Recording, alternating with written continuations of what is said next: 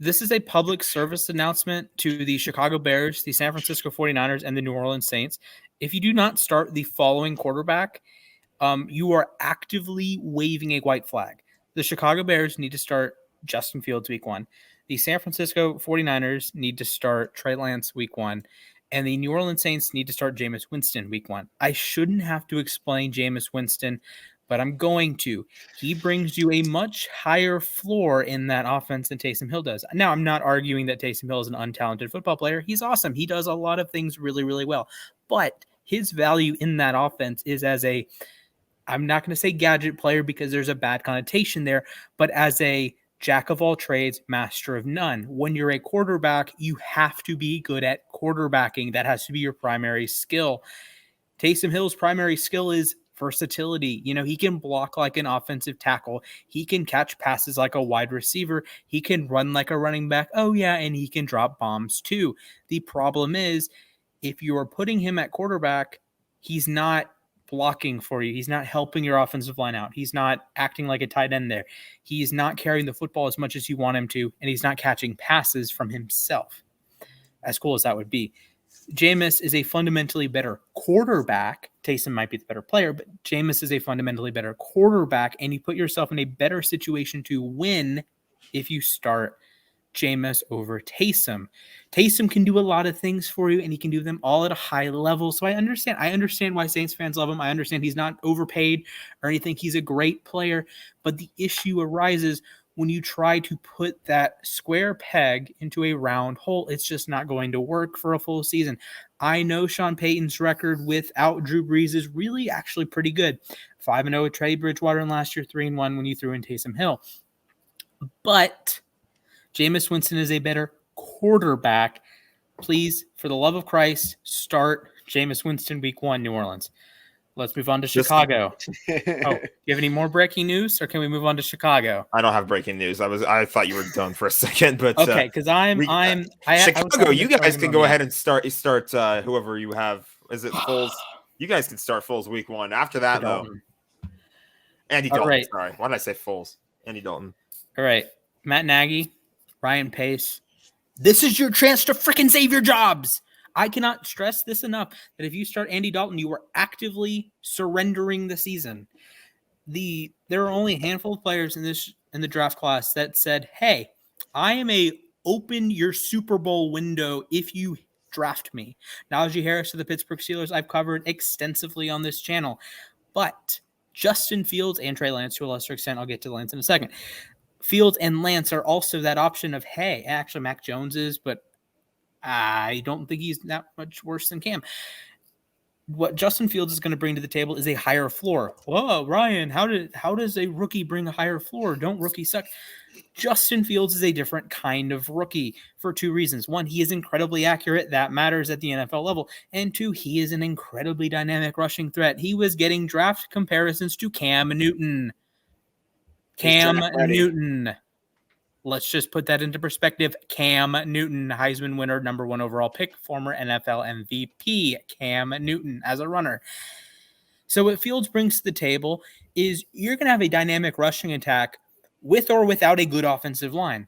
We've seen that with Baltimore. When you have a dynamic running quarterback, you've seen it with Arizona too. You don't have to have a good offensive line. The Ravens were trotting out 5 pieces of garbage last year besides Orlando Brown because he's halfway decent at football. Now he's on the Chiefs, so that doesn't matter. You are actively making your team worse if you start Andy Dalton. If you bring in Justin Fields, guess what? Your rushing game is going to be immediately top 10. Immediately. I don't care if David Montgomery is a top 5, top 8, top whatever running back. You immediately raise that floor of your team so much. And he's probably going to be more accurate than Dalton. And you can say what you will. Dalton knows the scheme more. He's been in the NFL. Yeah, I don't really care. Throw Fields into the fire. You're going to raise the floor of your team, and you're going to raise the ceiling of your team. Darnell Mooney, he's one of the hot takes later. I'll get back to him. He's going to have a more expanded role with Justin Fields. Allen Robinson is going to have a more expanded role with Justin Fields. And again, Matt Nagy, save your job. Ryan Pace, save your job. Why are you starting Andy Dalton saying, well, our guy that we spent a first round pick on and then traded up and this you're going to start Tevin Jenkins week 1, aren't you? You saw that investment, right? You traded up to get Tevin Jenkins at 37 or whatever. then if you trade up for a guy and you're going to invest that much draft capital and you're going to put your job on the line. I can't stress this enough. Job on the line for Justin Fields. Start him week 1. If it goes wrong, you don't care because you're already fired. Come on now. And I think, honestly, you have to have the same conversation in San Francisco with Kyle Shanahan and John Lynch. They have one Super Bowl appearance and a bunch of garbage. You could say, well, Jimmy was hurt. Well, we had to start C.J. Mullen. Or Bosa was hurt, all of our defense was hurt. And we had a record number of guys on injured reserve. Well, that's an indictment on your training staff, if anything. But with Shanahan, you're looking at 4 years. They've had one good season. Granted, they did go to the Super Bowl. And, yeah, it happens to be the year that Jimmy Garoppolo was healthy. But with Trey Lance, guess what? Like I said with Justin Fields, higher floor, higher ceiling. Why? It's called the legs. Now, Trey Lance does not have the accuracy of a Justin Fields. I'm aware. I watched a lot of his tape at North Dakota State. But with that said, he is probably a more dynamic runner than Justin Fields, which is quite a compliment when I was just comparing Justin Fields to Cam Newton. The things that Trey Lance can do on a football field range from slightly spectacular to jaw-dropping. As a runner, as a passer, I get it. He's a mixed bag. He's only had 350-ish dropbacks at North Dakota State, which is a very small sample size that even guys, heck, like Lamar Jackson missed a game and were in the most pass-heavy or pass-averse offense in the NFL, and he had more than 400 dropbacks. So Trey Lance, several years in North Dakota State, had jack squat in terms of total number of dropbacks. But, he should sit behind Garoppolo, and he should develop, and yada. Oh. Seriously? Why? If you're John Lynch, do you want to lose your job? ? No. Why would you want to lose your job? If you're Kyle Shanahan, why would you want to lose your job? Come on now. Please, have a brain. Please, just start Trey Lance week 1. And guess what? If it doesn't go well, okay, you were going to get fired anyways. So you probably saved yourself a little bit. So if you're sitting at home wondering why I'm so passionate about starting Trey Lance, starting Justin Fields, and Jameis Winston, I've seen what it can do for a team in terms of bringing energy. Chicago has a good roster. San Francisco has a good roster. These are teams that, the Bears made the playoffs last year with Mitch Trubisky and Nick Foles. The Nickelodeon MVP, Mitch Trubisky.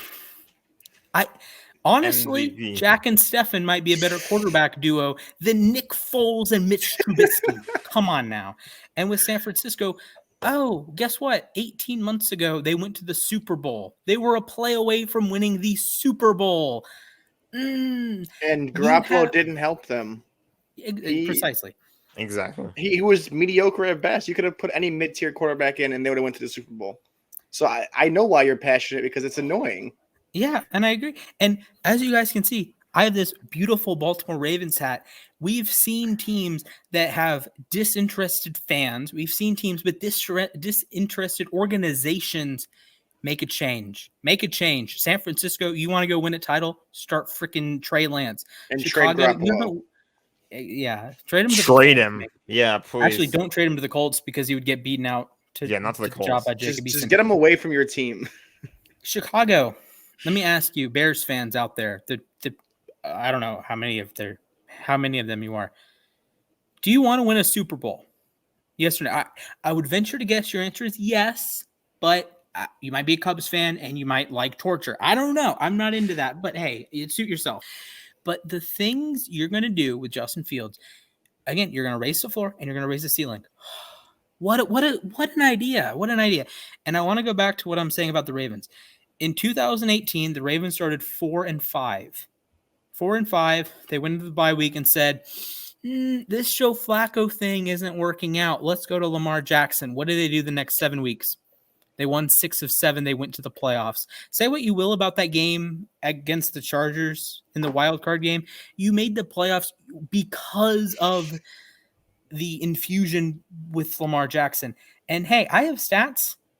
30.1 points per game with Lamar Jackson under center. Joe Flacco's not doing that. So say what you will about, he's not polished yet. He's a project, not a prospect, like Colin Cowherd said about Lamar Jackson. I don't care. I really don't care if Trey Lance isn't isn't NFL accurate right now. Jalen Hurts wasn't NFL accurate last year, but he was able to move the football and he raised the floor of what the Eagles did. And until the Eagles intentionally lost week 17, they brought in Nate Sudfeld. Are you kidding me? That was a mess. That was a mess that we could go on about for days. Just honestly, San Francisco, the state of California, Chicago, the state of Illinois, please, for the love of all things holy, just start Fields, start Lance. I understand your reservations. Well, Dalton and Garoppolo, they understand the offense. They're better quarterbacks. They do that. No, stop it. Both Lance and Fields raise the floor of that team. And then you obviously know they raise the ceiling of that team because that's why you drafted them. But when you have a guy that comes in with as high of a floor as these guys do based on their rushing production, come on now. Now, it's a very different situation. If they had drafted, say, Josh Rosen or a Daniel Jones or a Dwayne Haskins, or if they drafted a middling tier, maybe not a middling tier, like a first-round prospect, like a Jordan Love. If they drafted Jordan Love, okay, sit him, because Jordan Love's not coming in immediately and saying, you have a requisite floor. Trey Lance is, Justin Fields is, start them, please. You will win games. I promise you that you will win games with an average defense and an awesome rushing game. Why? Because teams across the league are doing it. And Kyle Shanahan and Matt Nagy are good enough offensive coaches that they can get rushing production. Kyle Shanahan is turning Raheem Mostert into a good running back. When healthy. Mostert has played for a quarter of the teams in the league. He didn't stick with any of them. He stuck with Kyle Shanahan, and then you bring in Trey Sermon. I'm just please start Trey Lance, and just please San Francisco start Trey Lance and start Justin Fields up there in Chicago. Jameis is a hit or miss. I understand. He has the 30 for 30 season. I get it. And he had LASIK, so he's going to be okay. Just for the sake of my sanity, start them. For the sake of the sanity of the country, please start Fields and please start Lance. This concludes Splash's public service announcement. I love it. You can feel the passion in his voice.